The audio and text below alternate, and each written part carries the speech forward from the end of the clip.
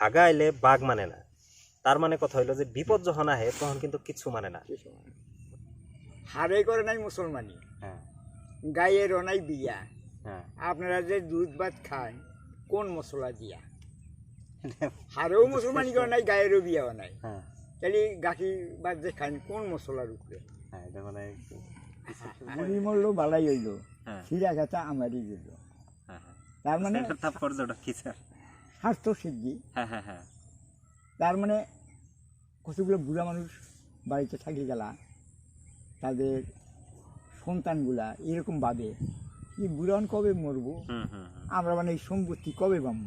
এখন তো মাগন গীত আছে, নববাস খেলা আছে, জুয়া গীত আছে, জারি গীত আছে, এগুলা যাতে আমাগর মোটামুটি সবাই জানতে পারে তার জন্য যে প্রসেস করা লাগে, এখন মিডিয়ার জোরেই হোক যেভাবেই হোক আমাদের করা লাগবে। এখন প্রিন্ট মিডিয়াই হোক আর ইলেকট্রিক মিডিয়াই হোক।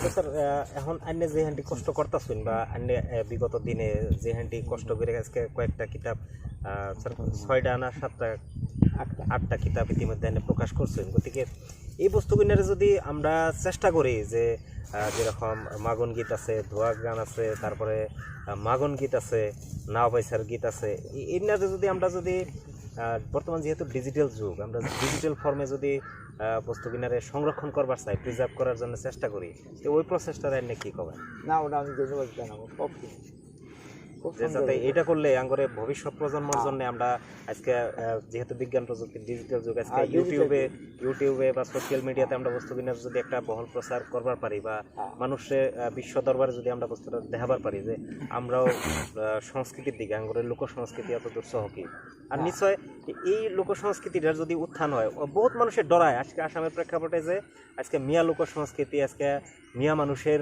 তারপরে জীবনধারা বা তারা যদি বাইরে আহে, তাহলে বহুতে ভাবে যে আজকে যে এটা আসামের প্রেক্ষাপটে আসামিজ যেটা মানে কালচার বা আসামিজ যেটা মানে জীবন তাকরের জন্য ভয়াবহ বিলে বহুতে কবার চায়।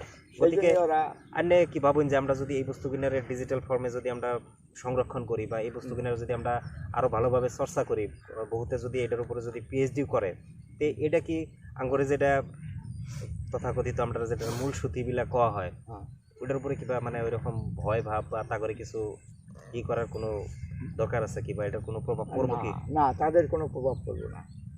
তাদের কি ভয় ভাব আছে? আমাদের যেগুলা লোক সংস্কৃতি, আমাদের লোক সংস্কৃতিগুলা আমাদের বাজানি লাগবো বা আমাদের সংরক্ষণ করাই লাগবো, তাতে ওনারা যেটা ভয় ভাব ভাবছে আসলে তা না, ওনারা ভুল বুঝছে। এর আমাদের মিয়া লোক সংস্কৃতির জড়িয়েতে ওনাদেরই অনেকখানি ওনারা উন্নত হবে। আমি তো ভাবি যে ওনাদের কোনো ক্ষতি হবে না। তো আজকের দিনে যে জায়গায় মিয়া লোক সংস্কৃতি এখন পর্যন্ত কোনো স্বীকৃতি পায় নাই বা আজ পর্যন্ত সংরক্ষণের কোনো ব্যবস্থা নাই, এর জন্য কি আর নাকি ভাবেন যে মানে আঙ্গরে আসামিজ যেটা মানে সাহিত্য, আসামিজ সাহিত্যর ভরালে কিছু কমই রয়ে গেছে? না না, আসামিজ সাহিত্য কিছু পরিমাণে কম আছে যে এটা হইলে পরিপূর্ণ হবো। মিয়া লোক সংস্কৃতির যদি এই ভরালে যদি একযোগ করা হয় অনেকখানি টনকিয়াল হবো, তাহলে নিশ্চয় আসামিজ সাহিত্য এটার পরিপূর্ণ একটা রূপ পাবো বলে অনুভব করুন। স্যার অনাগত দিনে নিশ্চয় আমরা আঙ্গরে এই সব সংস্কৃতি নিয়ে হেরে বা আঙ্গরে যে প্রবচন আছে, আঙ্গরে যে ঠলক মানে আমরা অসমীয়া গেলে ফকরা যোজনা বা আঙ্গরে বিয়া গীত, মাগন গীত, জারি গীত, ধোয়া গান, যত সব আছে এইসব আমরা নিশ্চয় সংরক্ষণের জন্য চেষ্টা করবো বা আমরা এইসব বস্তু কিভাবে আগবাড়ে নেওয়া যায় অন্যের কাছ থেকে পরামর্শ করবো বা অন্যও আঙ্গরে দিহা পরামর্শ কিনা দিবেন। তো আমরা অনাগত দিনে এইসব নিয়ে আরো আগবাড়ে যাবো।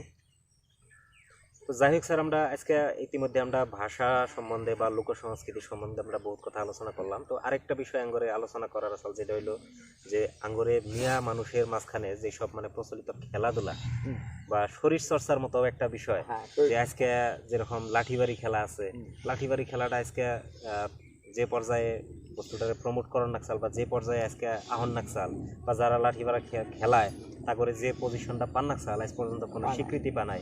তার লগে লগে আজকে যেহেতু আঙ্গরে মিয়া মানুষগুলো বিশেষ করে নদীর বসতি অঞ্চলে মানে তা করে বসতি প্রধান অঞ্চল বেশি, বা তারা মাছ মারে বা তারা নদীর সাইডে তারা ক্ষেত করে হেরে জীবন চলায়, তারপরে মধ্যে যেটা নাওয়ের যেটা প্রচলন, ওই নাও নিয়ে নাওয়ের সাথে জড়িত যেটা গানটা মানে নাও খেলা মানে বছর একবার করে বিভিন্ন জায়গায় আমরা দেখি যে নাও খেলা অনুষ্ঠিত হয়।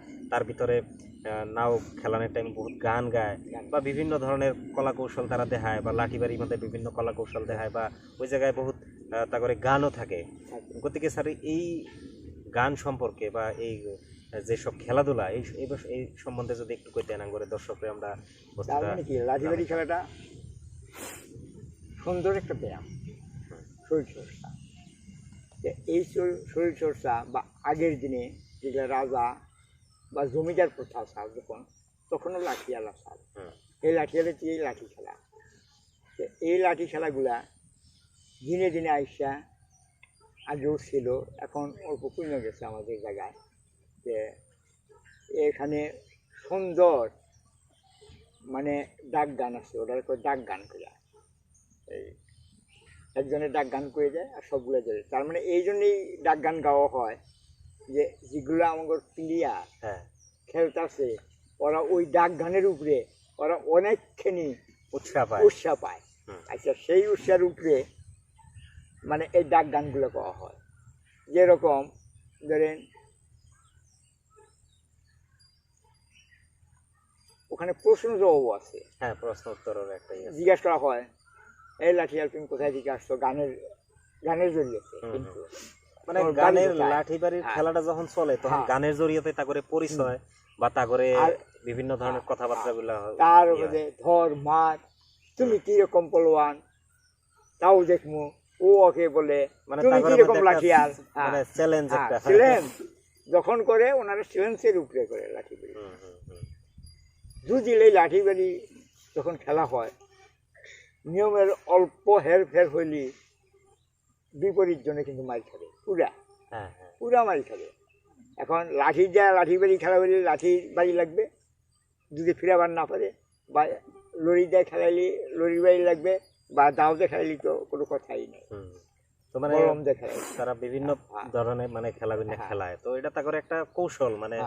আর খেলাও খুব বিস্ময়জনক একটু, যখন এই যে ধরেন বড় বড় তরোয়াল আম দাও নিয়ে খেলায়, তখন নিজেরই ভয় লাগে, বা অল্প হেরফের হইলে বা কি হয় মানে যথেষ্ট একটা মানে তা করে প্র্যাকটিসের দরকার। বা ওনারা ঘুঙ্গুরু পায় যায় যখন উপর দিকে ফাল দেওয়া ওঠে, অনেকখানি উপরে ওঠে ফাল দেয় একদম।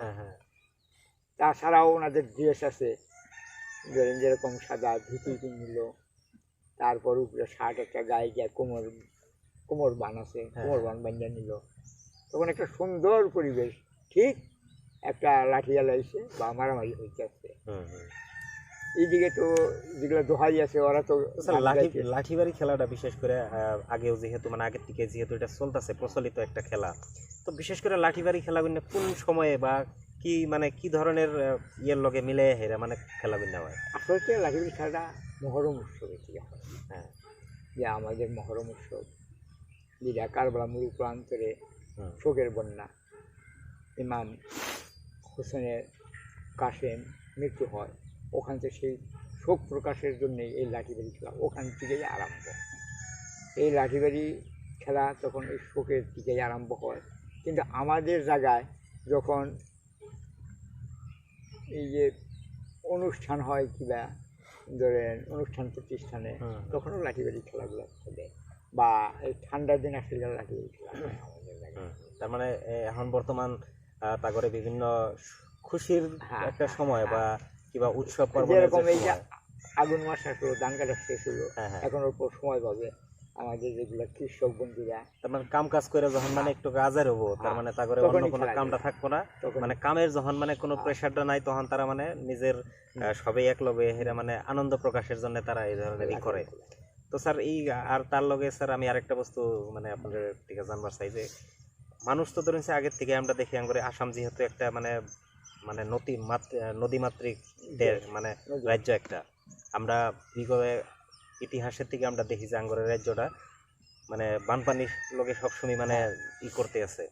তো এই যে নাওডার যেটা এই নাও খেলা যেটা আমরা জানি, নাও দিয়া তো মানুষের বিপদে আপদে পার হওয়া বা দৈনন্দিন জীবনে পার হওয়া, তো এই নাও খেলার এটা মানে কিভাবে এটার মধ্যে এলো, মানে কি ধরনের বস্তু এটা? নাও খেলাটা এটা প্রতিযোগিতা হয়, প্রতিযোগিতা হয়, কত জায়গায় প্রতিযোগিতা হয়। আজকালকার দিনে টিভি দেয়, বাইক দেয়, যারা ফার্স্ট পুরস্কার পাবে তাদের বাইক দেওয়া হবো, সেকেন্ড পুরস্কার টিভি দেওয়া হবো। কিন্তু এই নাওগুলা কতগুলো মালিকে একাই তৈরি করে, বহু টাকা খরচা হয়, অনেক বড় বড় নাও।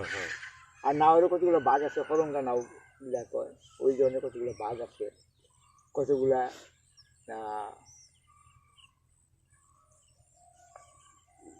ময়ূর, এরকম নাম দেয়, বিভিন্ন ধরনের তারা নামকরণ করে।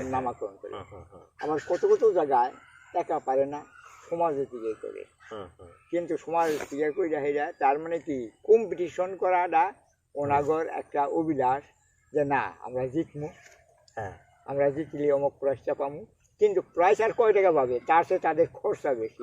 একদম ধুমধাম গ্রামের মানুষকে নিমন্ত্রণ করে যায়, বিরাট একটা ফুর্তি। ওখান থেকে তো পয়সা আর কি, একটা টিভি পাইলো, কিন্তু খরচ দিকে তাহলে একেবারে নিচের মধ্যে লাখ টাকা বা 50,000 টাকা।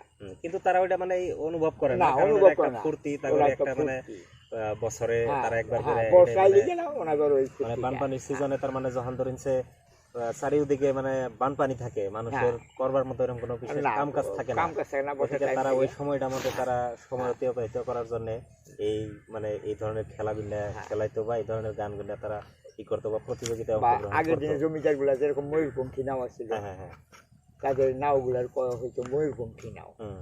ময়ূরপঙ্খী এই জন্যই কয়া হইতো, ওই নায়ের সাইডে মানে ময়ূর থাকতো, ময়ূর রাখা থাকতো, ওই জন্য তারা নাম দিত ময়ূরপঙ্খী নাও। আর আসলে এই জমিদারি প্রথাতে এই বস্তুগুলো আসছে, রাজকীয় বস্তু এগুলা, গরিব মানুষের জন্য না। অনেক টাকা পয়সা লাগে, অনেক টাকা খরচ হয়। তো গতিকে স্যার যদি মানে আমরা যে কথাটা বললেন যে রাজকীয় বা অনেক টাকা খরচ হয় বা বহুত মানে একটা ব্যয়বহুল একটা আমরা কবার পারি যে মানে এটা যথেষ্ট মানে একটা সহকি মানে বহুত ধনী একটা সংস্কৃতি পরম্পরা, যেটা মানে আজকের দিনে চর্চা না করার জন্য বা আজকের দিনে ধরুন সেটা সংরক্ষণ না করার জন্য বস্তুটা দিনে দিনে কিছু মানে ইয়ার ঐতিহ্যটা কমে গেছে বা মানুষের ভিতরে চর্চাটা কমে গেছে। তো স্যার আজকের মতো ধন্যবাদ দেই, কারণ আজকে আমরা বহুত কথা আলোচনা করলাম, বহুত কথা জানলাম, বা আগামী দিনে এই বস্তুগুলো কিভাবে সংরক্ষণ করা যায় ওই সম্বন্ধে আমার কাছ থেকে আমরা পরামর্শ নিব, বা আমরা এই প্রত্যেকটা বস্তু যে আমরা আজকে সংরক্ষণ করার জন্য আমরা ব্যবস্থা করবো, বা আঙ্গরে আগন্তুক প্রজন্মরে এই বস্তুটা আমরা কিভাবে আগবাড়াই দিবার পারি ওই বস্তুটা আমরা চেষ্টা করবো। তো স্যারের ইতিমধ্যে 6টা কিতাব স্যারের প্রকাশ হয়েছে, স্যারের 8টা কিতাব ইতিমধ্যে স্যারের প্রকাশিত হয়েছে। আর যেগুলোর মধ্যে আমরা এই যে আলোচনা করলাম মিয়া লোক সংস্কৃতির বিষয়ে, গানের বিষয়ে, তো এর নামটা পাবো। গতিকে স্যারের 8টা কিতাব ইতিমধ্যে প্রকাশিত হয়েছে, যেটার মধ্যে উপন্যাসও আছে, যেটার মধ্যে হাথরের মানে ঠল্লকের কিতাবও আছে, যেটার মধ্যে বিয়া গান, ধোয়া গান বা বিভিন্ন ধরনের প্রবচন কূপ স্যারের একটা লেখছে, মিয়ার সমাজের জারি গান স্যারে লেখছে। গতিকে এইসব বস্তু আমরা যদি আগত দিনে আমরা সংরক্ষণ করা হারি, তাহলে নিশ্চয় আঙ্গরে মিয়া লোক সংস্কৃতির যেটা ভান্ডার, তার লগে লগে আসামিজ যেটা আঙ্গরে লোক সাহিত্যর ভরাল, ওইটাও নিশ্চয় যথেষ্ট একটা হবো। আর শেষে আমি একটা স্যারের এই কিতাবটা যেটা মিয়া সমাজের প্রবচন কূপ, এই কিতাবটার থেকে আমি একটা মানে প্রবচন একটা কই আমি আজকের এই অনুষ্ঠানটা শেষ করবো। সারেনু লেখছে যে হাগা আইলে বাঘ মানে না, তার মানে কথা হইলো যে বিপদ যখন আহে তখন কিন্তু কিছু মানে না। গতিকে আমরা যদি আঙ্গরে সংস্কৃতি, আঙ্গরে ভাষা, আঙ্গরে যদি খেলাধুলা এইসব যদি সংরক্ষণ করবার চাই, তাহলে কিন্তু আঙ্গরে এইসব সংরক্ষণ করার লাগবো, কষ্ট করার লাগবো, সবই হাতে হাত মিলাইয়া আমরা এগিয়ে যাওয়ার জন্য চেষ্টা করার লাগবো। গতিকে বিপদ আহার আগেই আমরা যদি সাবধান হই, তাহলে নিশ্চয় আঙ্গরে অনাগত দিন ভালো হবো। গতিকে আজকে হেঁটিকু হেরে শেষ করতেছি, পরবর্তী দিনে আরো কিছু বস্তু নিয়ে আনে করে মাঝখানে আমো, আজকে এনে শেষ করতেছি। ধন্যবাদ।